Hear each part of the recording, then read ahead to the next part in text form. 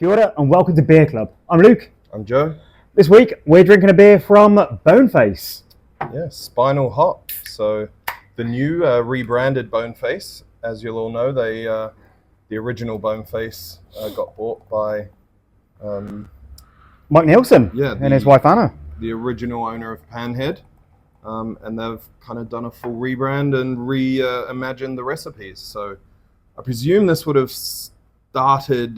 This would be based on Hoptron. Yeah, which was one of even Boneface's original sort of cheers 6-pack beers. Yeah, great aroma to it. And it's we're just saying it's been a bit like a pale ale summer at the moment. We had that fantastic Ruapehu a few weeks ago. It was a great pale ale. Yeah, and pale ales are lovely, especially in the hotter days. They've just got a bit less alcohol to them than IPA, a little less body, but all that kind of great hop aroma that we love. Yeah. And it is a style that is, I suppose, taken for granted. It is one of the most popular styles amongst craft drinkers. Yeah. And I think there's just a bit of a laziness that I don't generally get that excited by pale ales just because I drink so many that are just mid. And that's why the Ruapehu was so exciting. And then when we had this, and it was sort of like the fresh batch and fresh rebrands, we're like, well, actually, yeah, this definitely is worthy of a place in the box among pale ales out there. It's bloody excellent. Yeah, and I'm sure we'll see a bit of a trend towards it with cost of everything going up. Excise being a pretty significant portion of the cost of brewing beer. Yeah. So yeah, brewers know that we love hops in New Zealand, and it's a great way to kind of pay a bit less excise, but still give people nice, well-balanced hoppy beers. Yeah, it definitely is a trend that we see just here at our tap room. It is the 7% IPAs on tap don't really sell that quick. Well, of course, people take flagons to take away, but makes sense, right? If you're even when you're not driving, still, if you're having 3 beers with friends, you're going to be getting a bit sleepy if you're on the the big 7%ers. Yeah, exactly. I think that the between 5 and about 6.5 is definitely a sweet spot. Yeah. And this, hop forward. I think it's all New Zealand hops. Actually, don't know exactly what hops are in here, but I'd say some Motueka. You're just getting real, just lovely tropical character. It's got a nice citrusiness. I would say a little bit of grapefruit in there, kind of good bitterness. Yeah, nice and bready, balanced with the kind of malt base. But yeah, it's tough when you.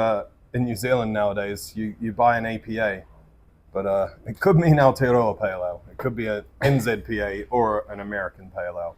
Yeah. Which theoretically would be quite different beers, but this is definitely leaning into that more bitter citrusy, which I would say is kind of American Pale Ale character.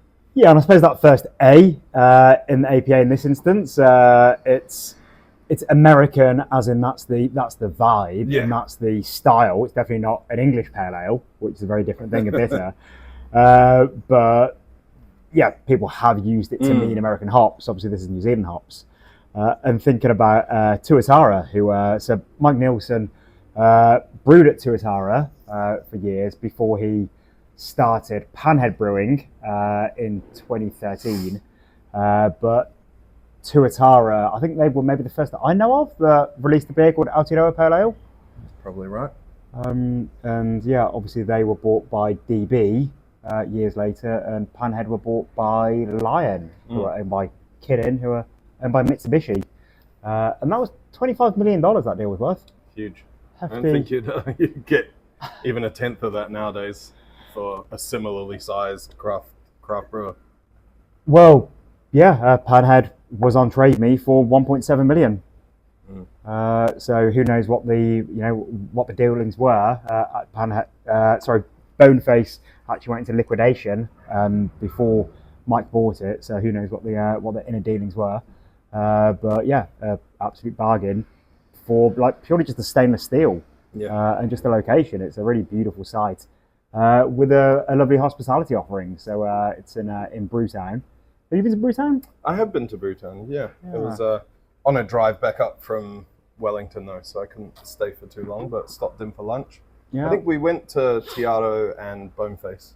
Yeah, yeah, cool spot. So it'd be good to see what's changed with the new rebrand. Because when I was last there, it was all the just those huge flags with the all that wonderful like science fiction. Yeah, Planet the old Hoptron. Boneface was definitely one of the most recognizable brands in beer. Yeah, because just a very unique art style, and I don't know, maybe a lore if you sort of follow, and each character you could notice, different characters doing different things. Or well, it definitely was. It was the same artist, and it was comic book influenced, and yeah, there were definitely stories behind. But yeah, they had all each of those characters, massive posters hanging, didn't they? Yeah, big banners.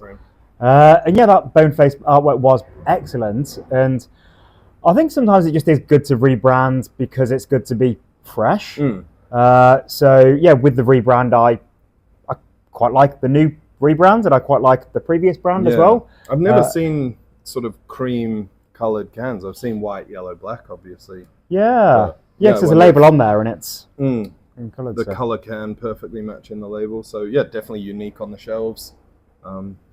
Probably quite a successful rebrand, I think. Yeah, because they are all fitting. It's all, you definitely see them and you know that it's Boneface, and it's that like sort of Southern California, like what do you call it, rubber hose animation, like Steamboat Willie, and just all those characters that you see were like our tinny, like our Beach Run Club logo, and just all these sort of bendy armed characters vibe, and the new range of beers. I think they're mostly sort of linking music and skeletons. So that's sort of the vibe. Obviously, Spinal Hop being a bit of a spin on Spinal Tap, presumably. I would have thought so, yeah.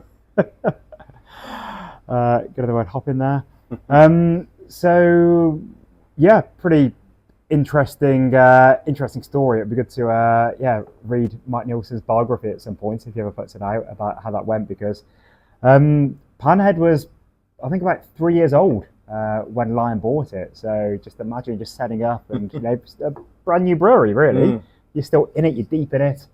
And then Mitsubishi come knocking, paying some big bucks. And also they were at the time, like Emerson's would have gone for a serious amount of money. There was just like this time, I remember when Harrington sold, I don't know how much that was for, but it would have been a chunk. Yeah, I think it was just, craft beer was seen as this huge trend, and it was going to continue to grow and grow and grow. Everyone was wanting to invest and get their slice of the pie, but sort of hasn't worked out that way. And now a lot of these brands are getting offloaded on the cheap around the world. So yeah, I don't think we'd see any more sort of major acquisitions of craft brands in New Zealand now that Lion and DB have their kind of ones. And we were just seeing recently, like Magic Rock from Huddersfield, because they were bought by Lion, and so were For Pure.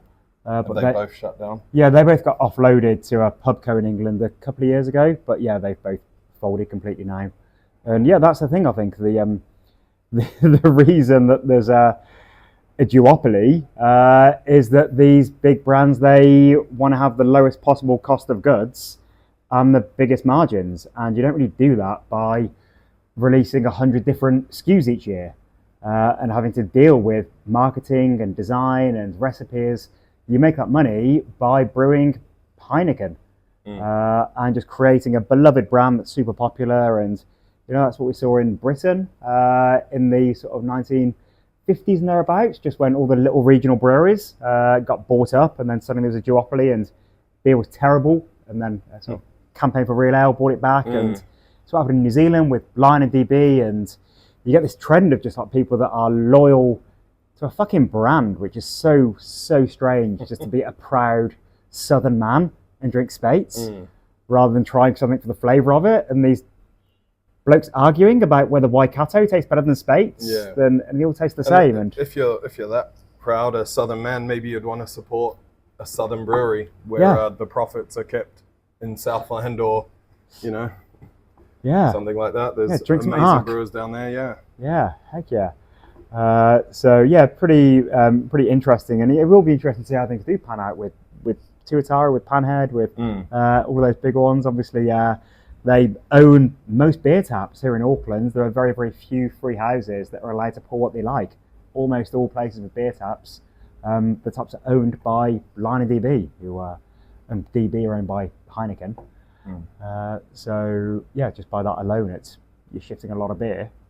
Yeah. But anyway, yeah, bigger discussions for another day. But yeah, just reading the interviews that Mike Nielsen's done with Pursuit of Hoppiness recently, and I don't think he's planning to grow and sell Boneface anytime. Obviously, as you were saying, that's probably never going to happen again. Or not for a very long time. We'll have these big dollar sellouts, but he's clearly an extremely talented brewer, an excellent business person. So really exciting to see what is going to happen at Boneface.